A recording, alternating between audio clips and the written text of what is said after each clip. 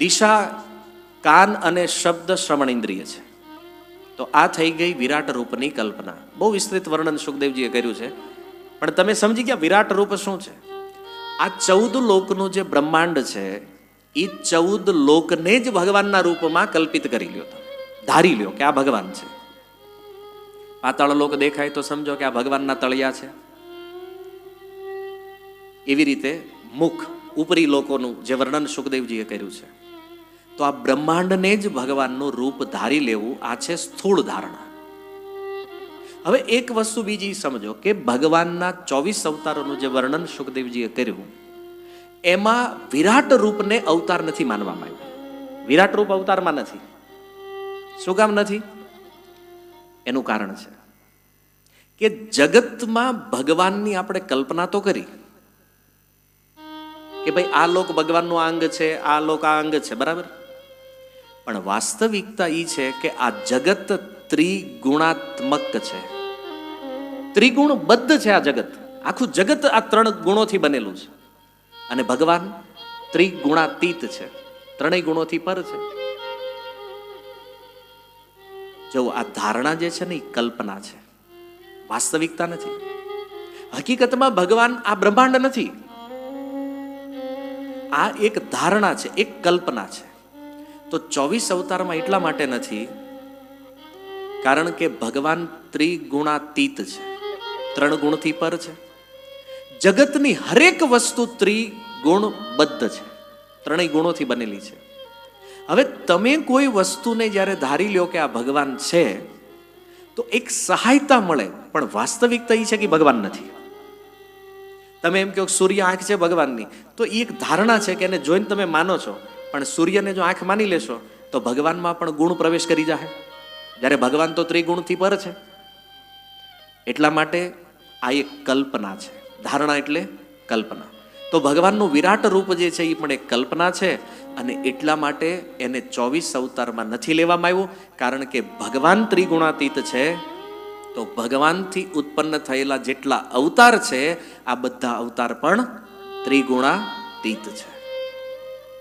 એટલે વિરાટ રૂપ અવતારમાં નથી, કારણ કે આ 3 ગુણમય છે જગત. તો ભજનના વિરોધી આ જગતની ભગવાનમાં ધારણા કરવી, એટલા માટે કે આપણા ભજનમાં એ વિરોધ ન કરે. જો આ રસ બ્રહ્મ નથી. તમે વિરાટ રૂપનું ચિંતન કર્યા કરો, વિરાટ રૂપની કલ્પના કર્યા કરો, વિરાટ રૂપની કથા કરો, એમાં રસ ન આવે. જે રસ ભગવાનની માખણ ચોરી લીલામાં છે એ વિરાટ રૂપમાં થોડી છે યાર. કેમ લાગે છે? અને તમે એક વિચાર કરો કે આવો એક ફોટો બનાવો કે ભગવાનના તળિયા પાતાળ છે ને ઘૂંટીઓ વિતલ રસાતળ છે ને એવું બધું ગણો, એ કેવું ભયાનક રૂપ તૈયાર થઈ ખબર? પ્રભુપાદજી આનો ફોટો બનાવ્યો છે, ક્યારેક તમે જોયો હોય. આ 14 લોકમાં ભગવાનની ધારણા કરતો જે ફોટો બનાવ્યો છે, અને એક બાજુ શ્યામ સુંદર જોવો ને પછી તમને ચોઈસ આપે કે આ બેમાં કોણ ગમે છે, કોને ચોઈસ કરો તમે?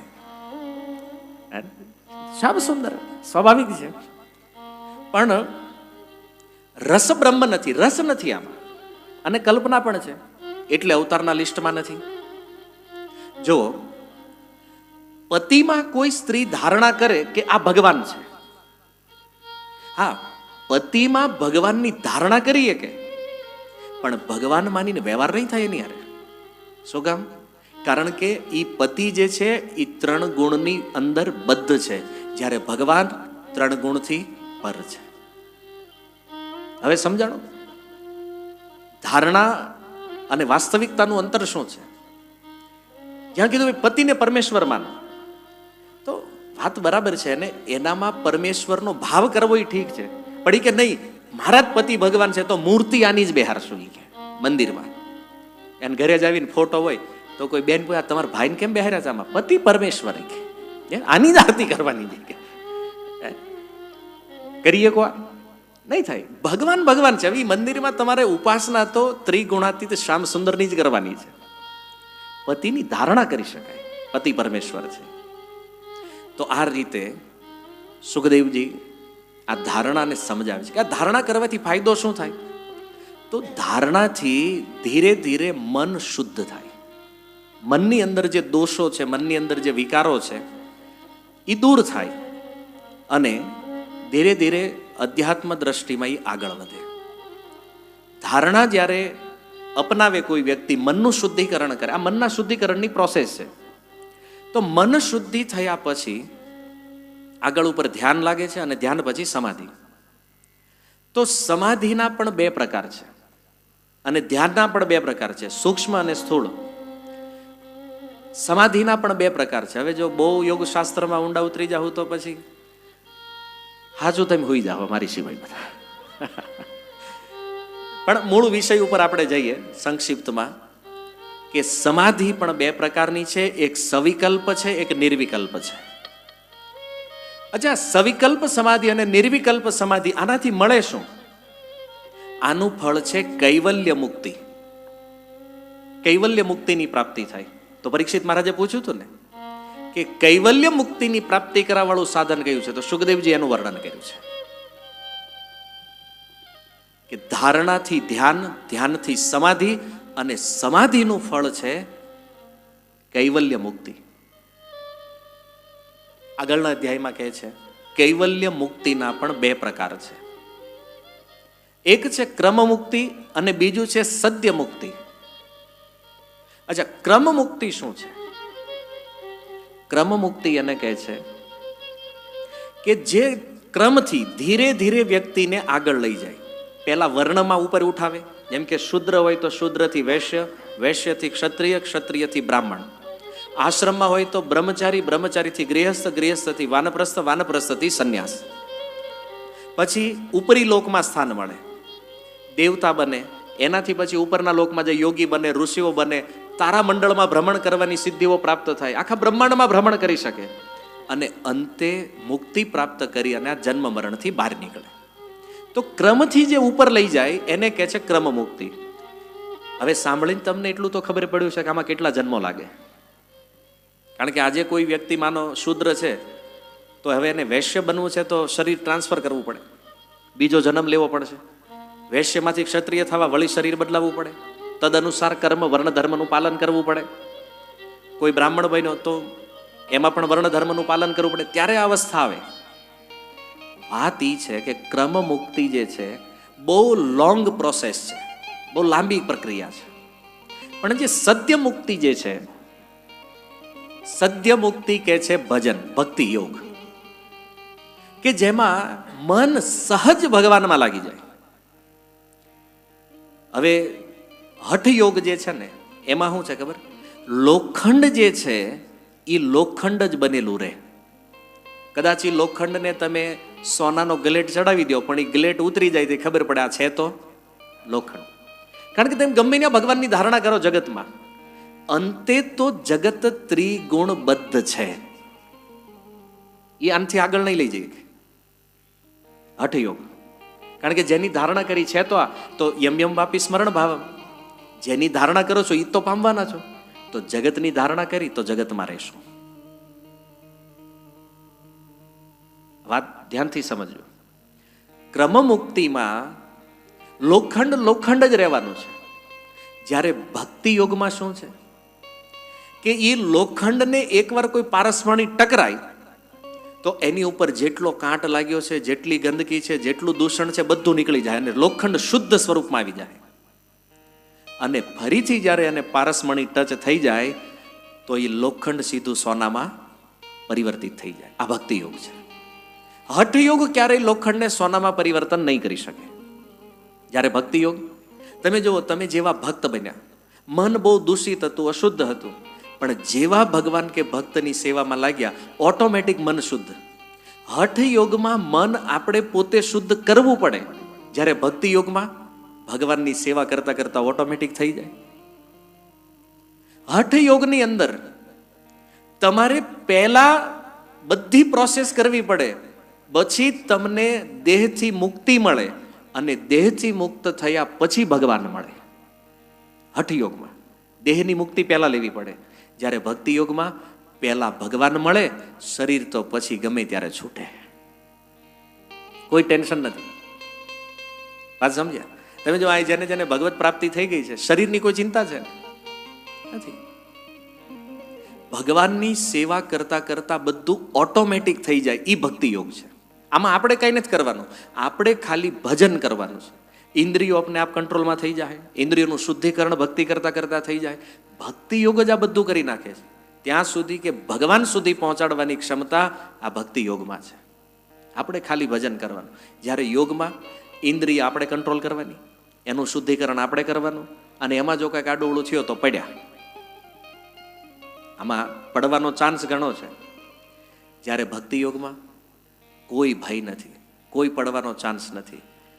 તો ભક્તિ એટલે સરળતાથી એકવાર તમે ભગવાનની સેવામાં જોડાઈ જાઓ પછી તમારું શુદ્ધિકરણ ઓટોમેટિક થાય. હવે હું સીધું ઉદાહરણ આપું તમને.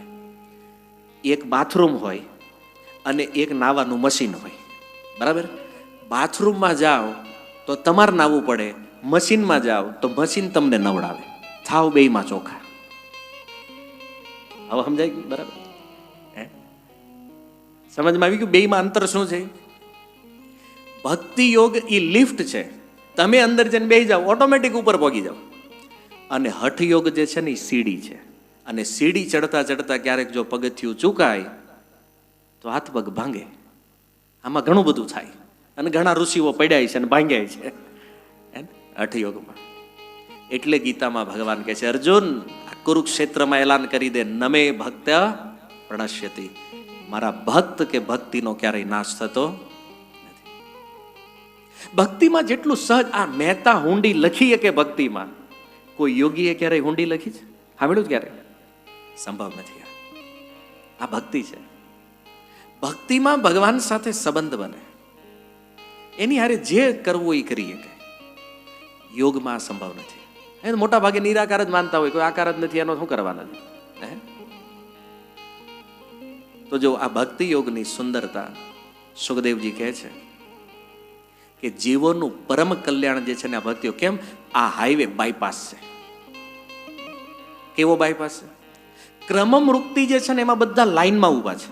માનો એક કચોરીની દુકાન હોય, અને કચોરી ભાવે? નથી ભાવતી. ગુલાબજામુન ભાવે. આપણે એનું ઉદાહરણ લઈએ. આપણે તે ધારણા જ કરવી છે પછી શું વાંધો છે? ગુલાબજામુન મળે છે બહુ સારા, અને આપણે બધા લાઈનમાં ઊભા હોય. ક્રમમુક્તિ છે લાઈન. અને દુકાનવાળાએ કીધું, ભાઈ 1 કલાક પછી તમારો વારો આવશે.